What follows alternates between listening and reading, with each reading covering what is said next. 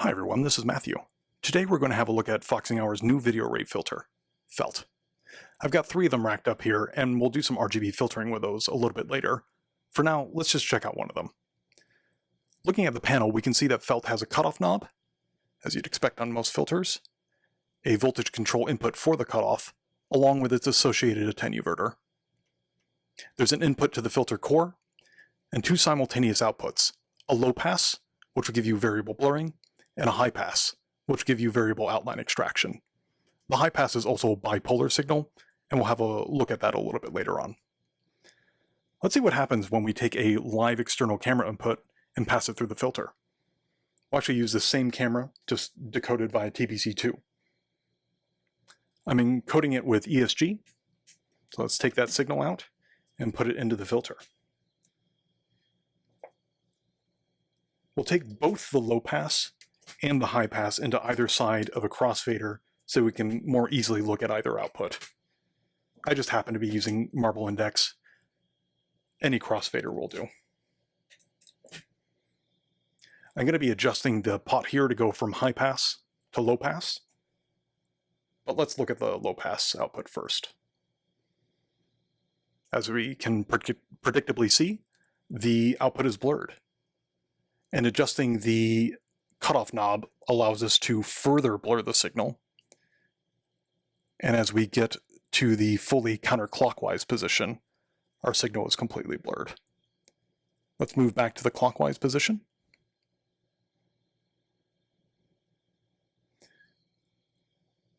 So I wouldn't expect a pass-through state from this module.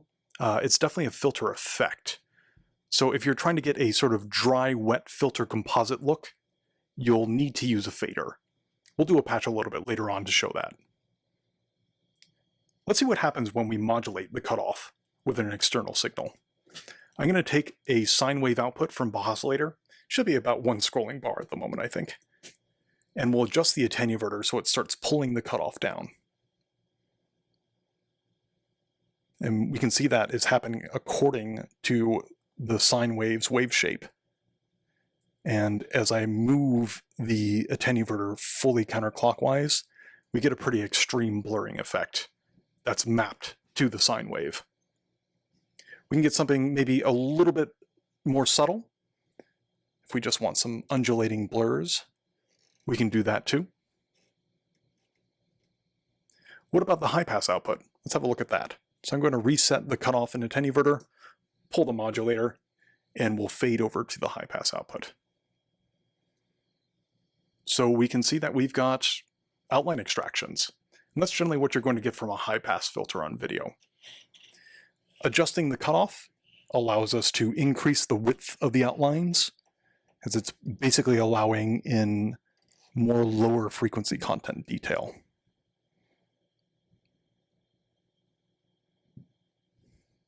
Got our cutoff at the counterclockwise position, and we'll move it back to the clockwise position so we can see those fine detail outlines again. Just to get a better sense of the cutoff range of this filter, let's use a different input source. So instead of a live camera input, we'll go out of DSG. I'm going to take the maximum output, put it into stairs so that we can frequency double it quite a bit, and we'll patch out of the 16x out. Let's encode that first so we can get a sense of what that looks like. Oh, let me flip some switches so we can get some fun stuff going on.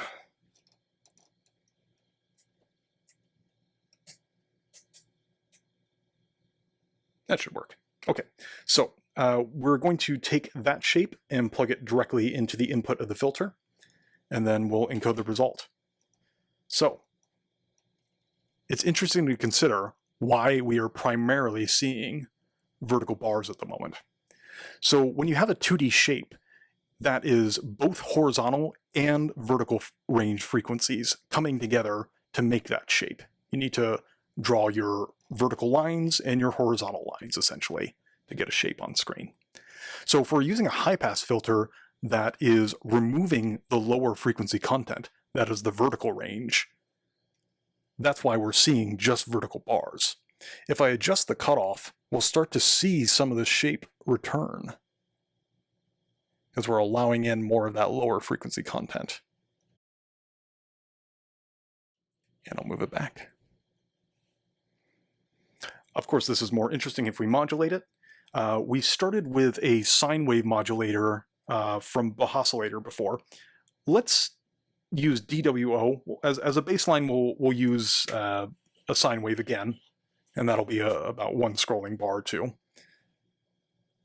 And that gets us that effect where whenever the sine wave is at its peak, we're seeing more of the lower frequency content pass through, more of the shape is allowed through. And at its trough, we're seeing just those vertical bars. We get more subtle effects by adjusting both of the knobs. So what about horizontal rate modulation? Like if we want to put some vertical bars into this, what will it do? Well, let's try it. I'll pull this out and make sure that we have our cutoff and attenuverter in opposing positions so that the modulator will fully sweep the range. And I'll take a triangle output from the other side of DWO. Note I'm using the highest frequency range, but we're on the lowest frequency setting at the moment. So it's a little less than a bar would be on screen. So as I increase the frequency, which is putting more bars on screen, we start to see the filtering effect happen according to those vertical bars. Now, as I get more and more of the bars on screen, the effect appears to be less pronounced until, well, right around here, it doesn't seem like there's any really perceptible effect. So if you're trying to throw in a fully cranked DWO, you're not going to quite get the results that you would expect. We could still frequency modulate this and see something going on. But generally, if you're trying to get predictable results with extremely high frequency content into the voltage control input of the cutoff, it's not going to be very obvious. It seems to like lower frequency content a little bit more. We can even try that real quick with an external camera input. You can see that it's responding to it, but it's not in a completely intelligible way. You can kind of just make my hand out in the background there. Okay. So let's try a different input source to all this. I'm going to pull the shape, pull our modulator, but we're actually going to use TBC2, its media loader, to pull up a little still. So let's encode that directly so we can see what we've got. Hey, it's the Foxing Hour logo. So you can see that it is a hard-keyed object, or hard-keyed logo. We've got nice distinct transitions from black to white and white to black, and that'll be important for what we're going to look at now in just a moment. So let's take the output of TBC2 into the input of the filter and encode the result. Now remember, we're still in high pass mode. The low pass would look like this, just as a quick reference and sweep, but we want to concentrate just for a moment on the high pass. So if you remember, we were going from black to white and then white to black as we're going from left to right to the screen. So one important thing to understand about felt is that its high pass output not only is it bipolar, but normally you're going to see the rising edges. And as we're transitioning from black to white, we're extracting that high frequency change, and that's why we're seeing, when we adjust the cutoff, that high pass originate from the rising edges. Now that doesn't mean that the falling edges aren't there, the ones that are going from white to black. They're just in the below zero portion of the signal, because it's a bipolar one. So if we wanted to look at that, it's as simple as patching it through an inverter. So I'm just going to use access in this case. So if we get things set so it's relatively pass-through, and then patch that into the encoder, got pretty much what we were seeing before. You can adjust the bias a little bit if you want to really pull in that negative space. Or if we invert the control, like that, we now see the falling edges. I'll just do that again. and just adjusting the bias so we can really pull out that negative space. So those are our falling edges where they're going from the white to black portion. So what if we want to have both the rising and falling edges in our patch? A pretty direct way to do that is to use DSG. So I'll take the output from Access, plug that into DSG. I'll make sure all my switches are in their default positions. We'll also put a dummy plug in the vertical ramp channel. That just gets rid of the ramp, so we're only processing just the high pass output, that bipolar signal. And we'll take the absolute out and encode that. Let's have a look at what that looks like. So I definitely need to adjust the bias here to get the rising and falling edges centered around the bias, but now we've got a nice full outline of our text. We can modulate that, and we can see that that's coming out from both the rising and falling edges of the signal, and that looks neat. So far we've tried a vertical and horizontal rate oscillator. Let's see what happens if we use a 2D shape to modulate this. So I'm going to take the circle gradient out of DSG, which is basically all of your switches up, and taking the sum output, and we'll plug that right into the voltage control input. So as I pull the attenuator down, so we start affecting it, we can see that it is modulating, and it kind of has this rounded-ish appearance. You know, it kind of depends on where I get the cutoff and attenuator at, but it doesn't quite seem to be directly modulated by a circle shape. So a trick that you can use with the filter input is to square up your signals before you send them into the voltage control input. So instead of going direct out of DSG into the voltage control input, let's put it into a hard keyer. We'll use keychain to do that. So let's take that out. We'll just set our threshold to the middle and adjust it a bit later. Put that in there.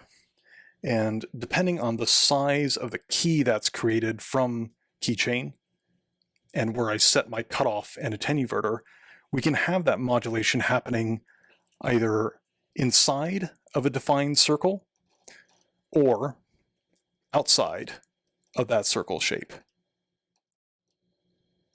Looks pretty neat. But we can get another look by going to the low pass. So let's fade over to that. Same settings on everything. So we've got our circle sort of in the middle there, and we are setting it up so that everything outside of that circle key is extremely blurred, and everything inside of it is a little bit blurred, and vice versa. We can have it set up so, let me adjust the bias here so we're back to black on the background. We can have it set up so that the inside of the circle is where there's significant blurring happening, and outside of it, there's just a little bit of a blur. Obviously, this is more fun if we get a modulator in the mix, and this time we'll modulate the threshold of the hard keyer. We can play around a little bit with these to get the most pleasing result.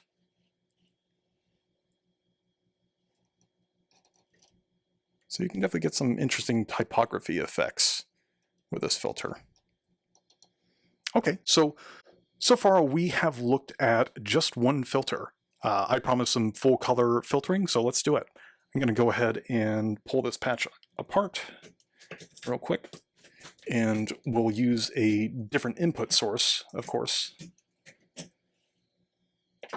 I'm going to use TBC2 actually, but we'll use a more colorful still. I'm also going to trade out all those patch cables for some trusty RGB mini snakes. So let's have a look at what our still is to start with.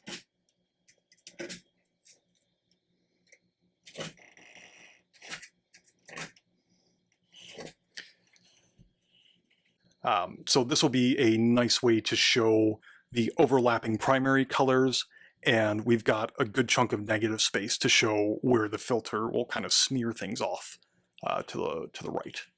And of course, it's important to remember that analog filters cannot smear to the left, they can only go to the right. So let's start by putting this into the filter, And we'll see how the high pass looks when we've got full color filtering going on.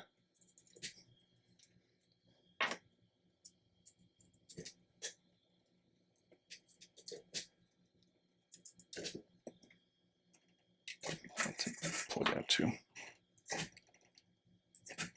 Okay, so we can see that it's certainly a high pass signal as we've got fine outline extraction, but I'm able to adjust the cutoff of each color component, and we can get some really interesting looks there. So this is all the way out on all the cutoffs, setting them to different amounts, a little bit closer to the top of the cutoff. One thing that I've found is the high pass can sometimes benefit from a little bit of post-processing. In particular, a hard keyer is a nice way to see what these signals look like. Let's take the high pass out and instead put it, instead of directly encoding it, we'll go into a hard keyer first, namely keychain.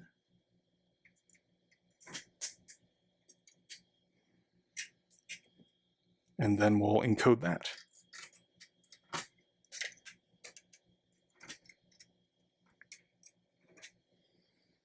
So now, depending on where you put your cutoff on the filter and where you put your thresholds on the keyer for each channel, you can get some nice effects that aren't really immediately apparent when using only the filter.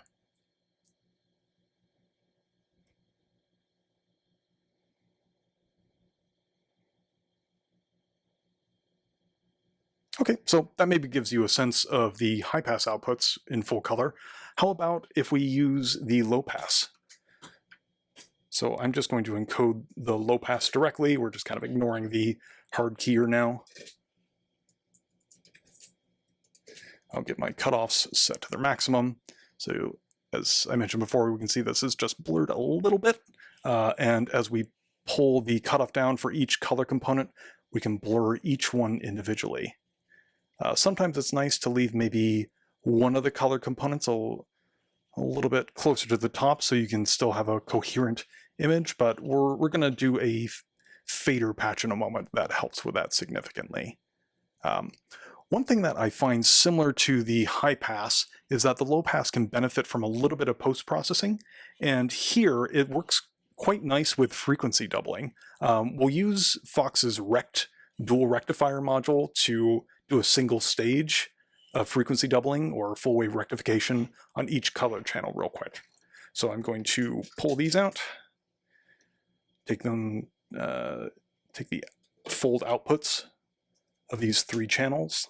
Oops, let's go red, green, blue. Then we'll go out of the low pass outputs again, red, green, blue. Starting to see our signal pop up.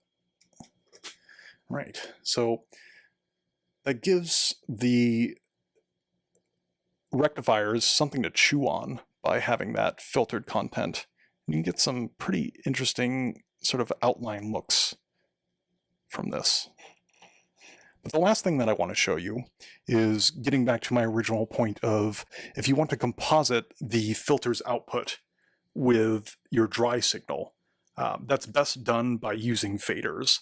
So we're going to take a copy of our dry signal from TBC2.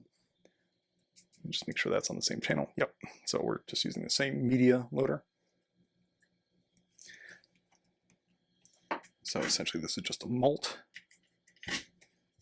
We'll put that into one side of Marble Index.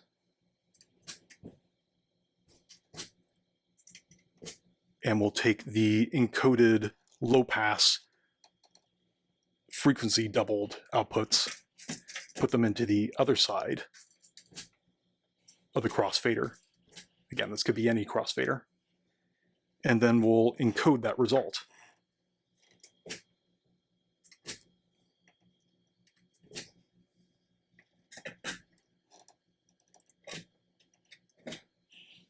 Let's have a look at that.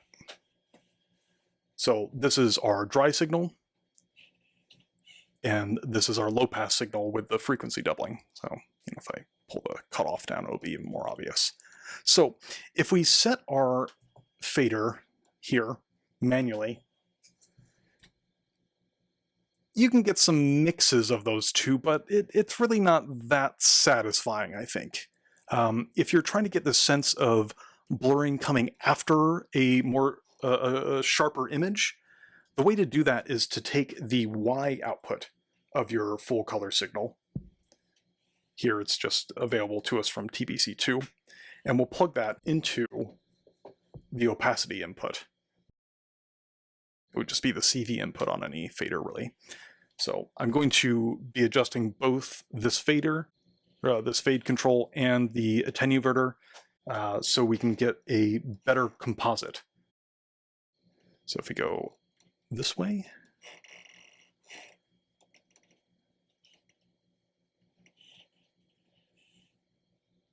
we can have it so that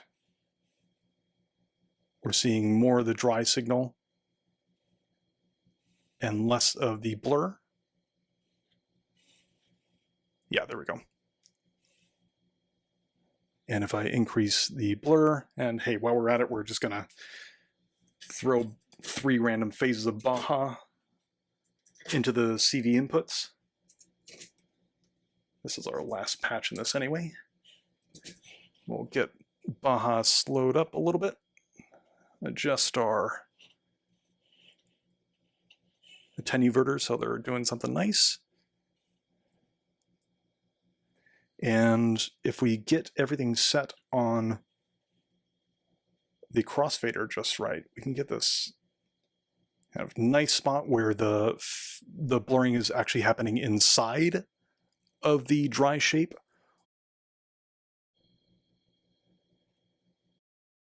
Or the other way around, where it appears more that it's blurring out to the sides.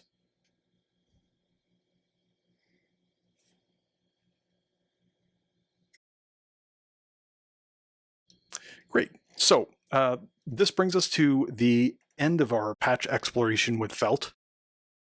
I hope this gave you a slightly better idea of how Felt operates.